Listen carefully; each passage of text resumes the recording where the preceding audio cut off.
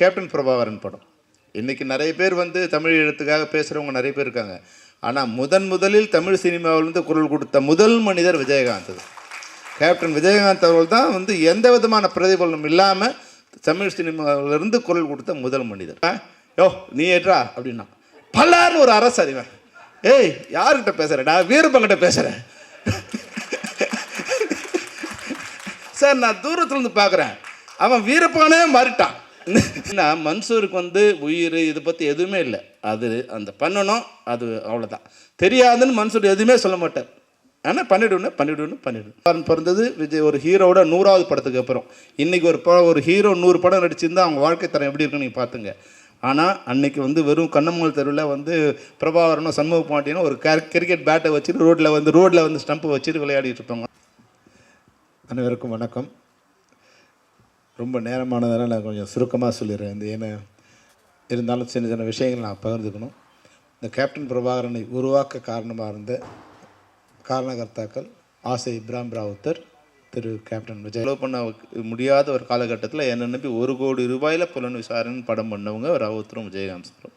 So அது அடுத்து யார் பணம் எனக்கு பெருசு இல்லை. என்னை வளர்த்து ஆளாக்குனா எனக்கு வாழ்க்கையில் எப்படி வந்து என் தாய் தந்தை முக்கியமோ அது மாதிரி திரைப்படத்துறையில் என்னோடய பெற்றோர் வந்து ஆசை இப்ராஹிம் ராவுத்தரும் விஜயகாந்த் சார் தான். அதனால் வந்து எனக்கு இது வரைக்கும் எனக்கு எந்த விதமான வருத்தமும் இல்லை. ஐயோ படம் போச்சு அது எதை பற்றியும் எனக்கு கவலைப்படுறதில்ல. அவங்க தான் என்னோடய வாழ்க்கையில் ரொம்ப முக்கியமானவங்க.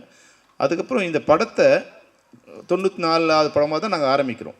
95, 96 படம் வரும்போது நான் இந்த இவர் சொன்னார், மன்சூர் சொன்னார் இல்லைங்களா, அதனால் நான் என்ன நினச்சேன்னா ஷோலே மாதிரி ஒரு படம் பண்ணணும் சார் அப்படின்னு சொன்னோம். அதுக்காக ஏறக்குறைய 4 மாதங்கள் வந்து ஒரு ஜிப்சி ஜீப்பு, ஒரு அசிஸ்டன்ட் டைரக்டர், ஒரு ஸ்டில் ஃபோட்டோகிராஃபர், ஒரு மேனேஜரு, நான் 4 மாதங்களாக 35,000 கிலோமீட்டர் வந்து இந்தியா முழுக்க கார்லேயே ட்ராவல் பண்ணோம். ஒரு இடமா எங்கே இருக்குன்னு தேடி.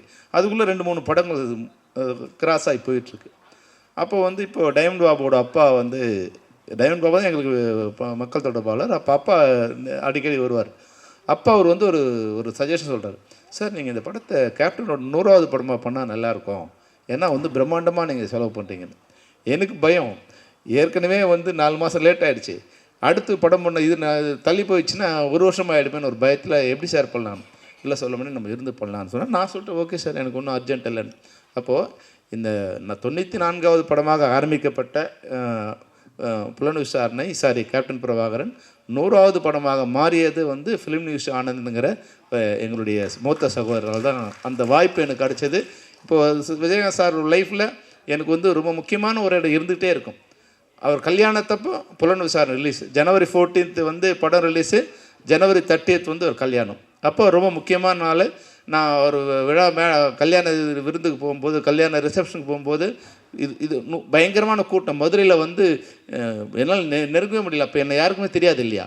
ஆனால் டக்குன்னு வந்து விஜயகாந்த் வந்து அந்த இடத்துலேருந்து ஒரு 4 அடி முன்னாடி வந்து என்னை உள்ளே இழுத்தார்.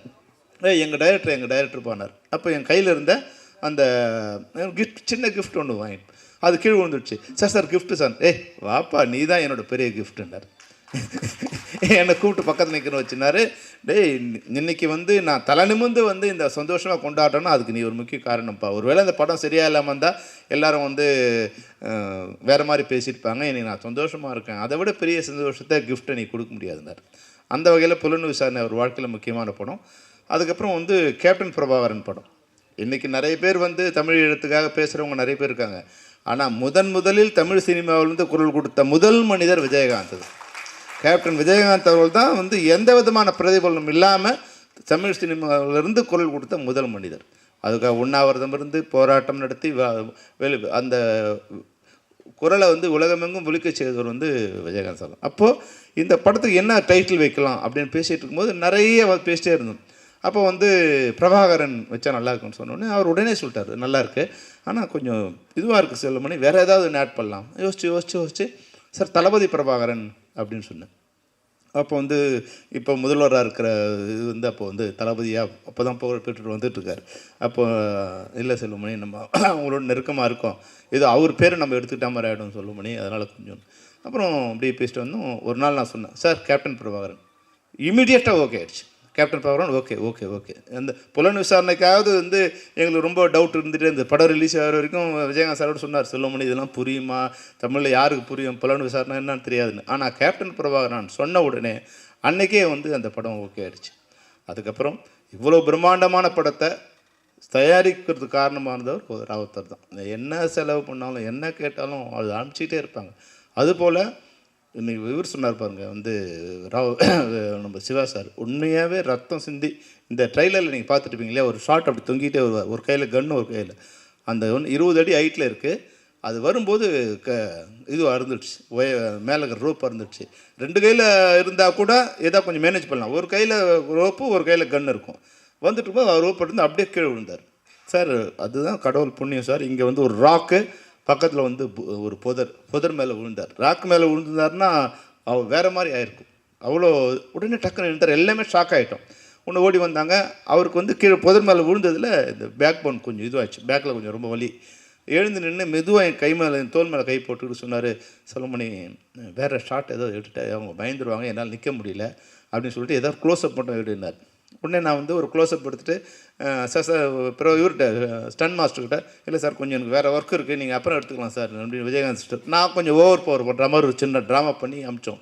ஏன்னா அவர் எதுக்கு சொன்னார்னா, இல்லை செல்வமணி எனக்கு அடிபட்டதுன்னு நினச்சேன், அப்புறம் ஸ்டன் மாஸ்டர் ஷாட் எடுக்க மாட்டாங்க, பயப்படுவாங்க, அப்போது வந்து நாளையிலேருந்து வந்து வேறு மாதிரி எடுப்பாங்க, அதனால் அடிப்பட்டது வெளியே யாரும் சொல்லக்கூடாதுன்னார். அப்போது எவ்வளோ ஒளி தனக்குள்ளே இருந்தால் கூட அதை யாருக்குமே வெளியே காமிச்சிக்காமல் அந்த ப்ராடக்ட்டும் நல்லா வரணுங்கிறதுக்காக மிக அதிகமாக பாடுபட்டவர். ஒரு ஷாட்டும் நான் இது மாதிரி சொல்லிகிட்டே இருக்கலாம், 1000 வருஷம் நமக்கு டைம் ஆகிடுச்சு. நான் வந்து அந்த படமே மொத்தமாக ஆக்ஷன் தான். அப்போ வந்து இது போல் வந்து ஒரு 150 அடி ஒரு கார்னல் ஒன்று கீழே போயிட்டுருக்கு, 60 அடி ஹைட்டில் போயிட்டுருக்கு. இந்த மரத்துலையும் அந்த மரத்துலையும் கயிறு கட்டிட்டு கீழே ஒரு கயிறு மேலே ஒரு கயிறு, ஒரு 6 அடி ஆளுக்கு வச்சுட்டு மேலே இப்படி கை பிடிச்சிட்டு வர மாதிரி ஒரு இது பண்ணி எல்லாம் டெவலப் பண்ணி, ஸ்டன் மாஸ்டர் வேறு வரல, கொஞ்சம் லேட் ஆகிடுச்சு. அதை நாங்களே பண்ணலாம், சரி இது சாங்க சீன் தானேன்னு சொல்லிட்டு நாங்கள் ரெடி பண்ணிட்டோம். போகும்போது ஆள்லாம் ஏற்றி எல்லாம் ரெடி பண்ணிட்டு போனோம், எல்லாம் செக் பண்ணி வெரிஃபை பண்ணி போனோம், எல்லாம் கரெக்டாக இருந்தது. அப்புறம் போகும்போது நாங்கள் ஒரு ஆளை வச்சு போனோம். இப்போ 6 பேர் அந்த கமாண்டர்ஸ் போகும்போது அது சென்டருக்கு போகும்போது கயிறு தொங்க ஆரம்பிச்சிச்சு. ஏன்னா இப்போ வந்து இன்னும் 6 ஒருத்தர் இருக்கும்போது கயிறு ஸ்ட்ராங்காக இருந்தது, 6 பேர் இருக்கும்போது கீழே நிற்கிற கயிறு வந்து கீழே இறங்கிடுச்சு.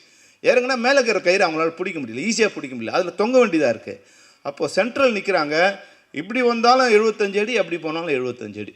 சார் அவர் இறங்கி வந்து நிற்கும்போது இந்த கை ஒரு பிஞ்சு கையில் அப்படியே ரத்தம் அப்படியே ஊற்று சார். பரவாயில்ல செல்வனே, பரவாயில்ல பார்த்துக்கலாம் அப்படின்னு. இது மாதிரி அந்த படம் முழுக்க ரத்தம் சிந்தி அவர் ஒர்க் பண்ணார். அந்த உழைப்பு தான் இன்றைக்கி 35 வருஷம் கழிச்சா கூட இந்த படத்தை மாதிரி இன்னொரு படம் எடுக்க முடியாதுங்கிறது காரணம் அன்னைக்கு விஜயகாந்த் சாரோட உழைப்பு. அது மாதிரி மன்சூர், இதை வந்து நான் ஷோலே தான் வந்து என்னோடய அடுத்து எடுக்கணும்னு வந்து என்னை அதிகமாக இன்ஃப்ளூயன்ஸ் படம் ஷோலே தான். ஷோலே மாதிரி ஒரு படம் எடுக்கணும்னு தான் நான் முடிவு பண்ணேன். அப்போது வந்து அம்ஜத் கான் மாதிரி அதை வந்து இது பண்ணணுச்சு. அப்போ யாரை போடலான்னா யாரையாவது ஒருத்தர் போட்டோமா அது வந்து அவங்களோட இமேஜ் தான் இருக்கும். இப்போ ராதாரவி சிறப்பு இருக்கார், அது மாதிரி அந்த இமேஜ் வந்துடும். அப்போ வந்து அது இருக்கக்கூடாது, அப்போ யாரை புதுசாக போடலாம் அப்படின்னு புதுசாக போடுறது முடிவு பண்ணிட்டோம். புதுசாக போன பிறகு அப்புறம் வந்து மன்சூர் அலிகான், இப்போ ரவிமரியா சொன்ன மாதிரி மன்சூர் அலிகான் ரொம்ப அழகாக இருப்பார், கொஞ்சம் ஃபெமைனின் வேறு இருக்கும். அவர் நடக்கும்போது ஒரு சின்ன ஒரு ஒரு டான்ஸராக இருந்ததால் ஒரு சின்ன ஒரு பெண்மை வேறு இருக்கும். அது மீசை வேறு அவருக்கு இருக்காது, மீசை கொஞ்சம் அங்கங்கே இருக்கும். அது முடி வேறு கொஞ்சம் லென்த்தாக வச்சுருப்பார். அது கொஞ்சம் சரியாக இல்லையேன்னு சரி. அப்போ கரிகாலன் என்னோடய இதில் ஃபில்மெண்ட்ஸில் படித்தார். அவர் ரொம்ப நல்லா பர்ஃபெக்டாக அப்படியே வீரப்பன் மாதிரி அந்த கெட்டப்லாம் போட்டு அழகாக இருந்தார். அப்புறம் இன்னொருத்தர் 3 பேருக்கு போட்டு எடுத்துடலான்னு முதல்ல நான் கரிகாலன் வச்சு தான் 2 நாள் ஷூட் பண்ணேன். கரிகாலன் வந்து அப்பீரன்ஸ் ரொம்ப நல்லா இருந்தது, பியூட்டிஃபுல்லாக இருந்தது. ஆனால் அவருக்கு வந்து அந்த கான்ஷியஸ் அந்த இது வரல.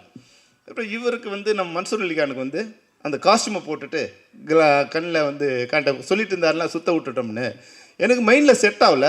அதனால் வந்து அது பார்த்துனே இருக்கேன். இவங்க காஸ்டியூம்லாம் போட்டு விட்டுட்டு இவங்க பாட்டு நடவடிக்கையெல்லாம் கவனிச்சிட்டே இருக்கேன். மன்சூர் வந்து ஒரு நாள் வந்து அந்த காதில் கடுக்கிற மாதிரின்னா அப்போ இவருக்கு ஓட்டை இல்லை, அதனால் ஒட்ட வைக்கணும். இது வந்து நினச்சா மதியானத்துக்கு மேலே அந்த இது வந்து கீழே காஞ்சதால் கீழே விழுந்துடுச்சு. அப்போ காஸ்டியூமரை கூப்பிட்டு ஏய் அந்த இது கடுக்கனை எடுங்கிறார். அவன் வந்து ராஜேந்திரன் இப்போ வந்தார் இல்லையா, ராஜேந்திரன் மணி வந்தான். அவன் ராஜேந்திரன் அப்போ தான் விஜயகாந்த் சாரோட 100 படம் ஒர்க் பண்ண காஸ்டியூமர். அவன் வந்து விஜயகாந்த் சாருக்கே சரியாக இது பண்ண மாட்டான். இவர் எப்படி மதிப்பாவன், யோ நீ ஏற்றா அப்படின்னா பல்லாருன்னு ஒரு அரசு அறிவன்.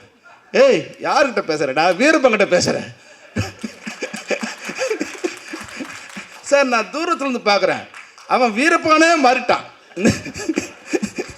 இந்த சந்திரமுகியில் வந்து எப்படி வந்து ரஜினி சார் சொல்லுவார்ல, அவன் வந்து சந்திரமுகியாவே மாறிட்டாங்கன்னு, அது மாதிரி இவன் அந்த கெட்டப்பு அது அப்புறம் இவர் வந்து நான் வாட்ச் பண்ணிகிட்டே இருக்கேன். மன்சூர் போகிறது நடக்கிறதெல்லாம் அவனுக்குள்ளே வீரப்பங்கிற ஆவி உள்ளே பூந்துடுச்சு. அவன் மன்சூராகவே இல்லை. அப்போது இவர் தான் சரியான ஆள்.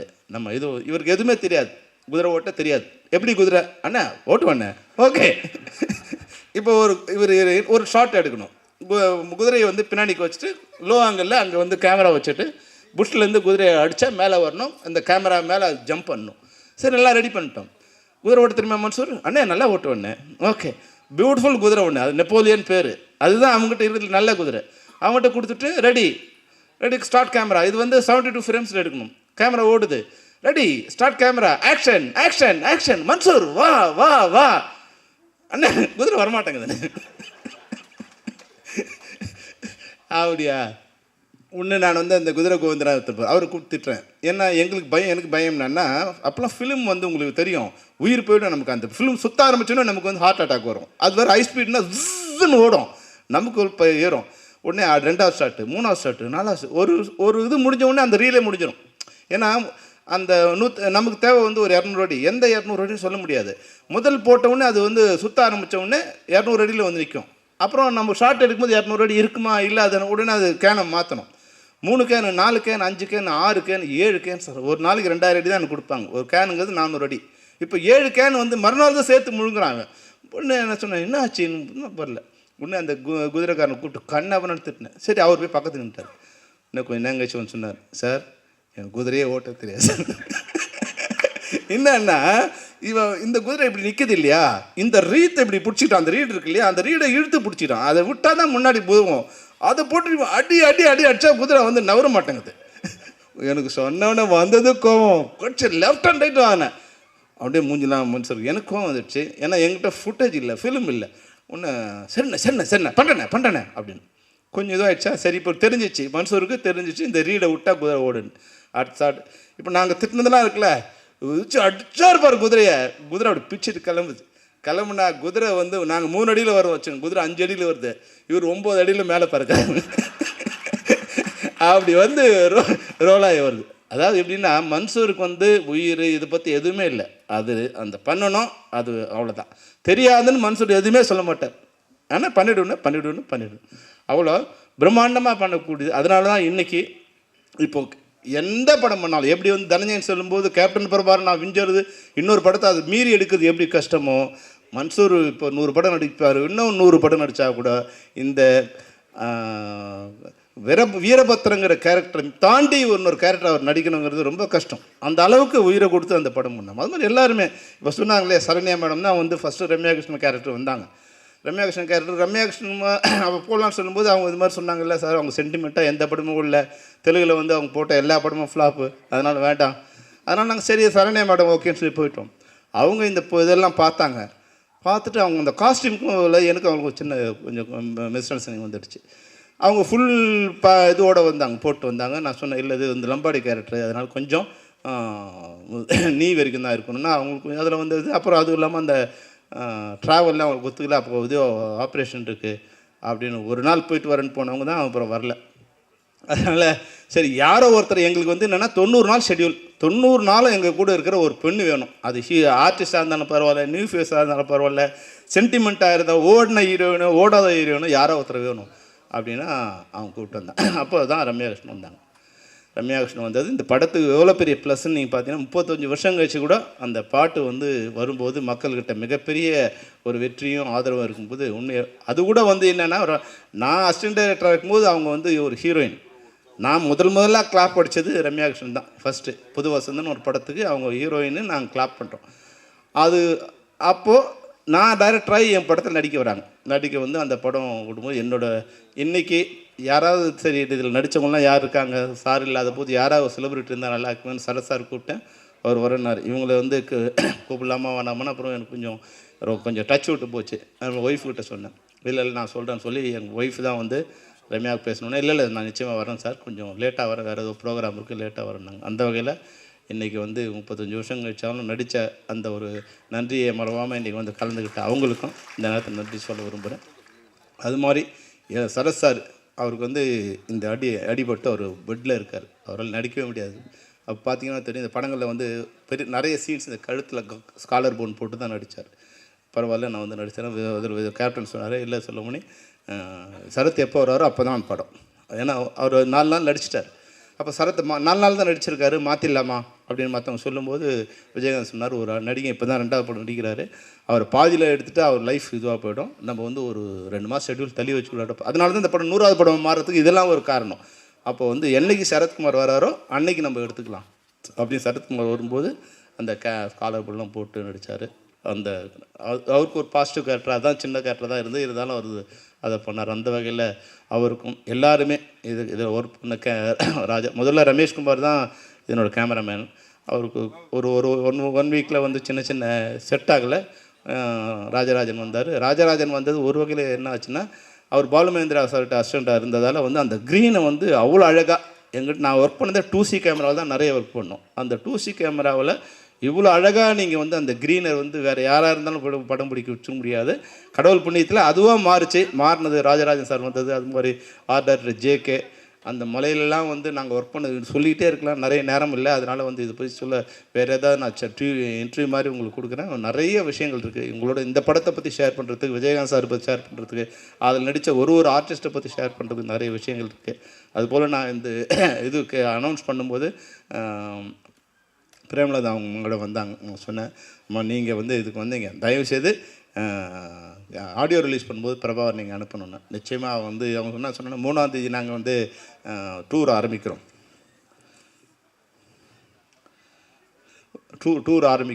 அப்போ டூர் ஆரம்பிக்கிறதால வந்து இப்போ எலெக்ஷன் இதுங்கிறதால நம்ம மக்களை தேடிங்கிறது இது பண்ணுறோம். அதனால் எங்கே இருக்குன்னு தெரியாது எங்களுக்கு. நீங்கள் எங்கே இருந்தாலும் விஜய் பிரபாகரனை எங்களுக்கு அனுப்பணுமான்னு சொன்னேன்.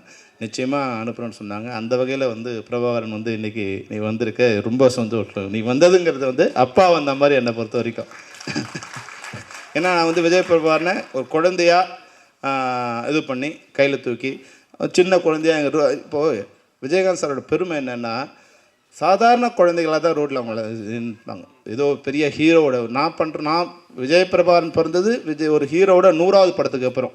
இன்றைக்கி ஒரு ஹீரோ 100 படம் நடிச்சிருந்தால் அவங்க வாழ்க்கை தரம் எப்படி இருக்குன்னு நீங்கள் பார்த்துங்க.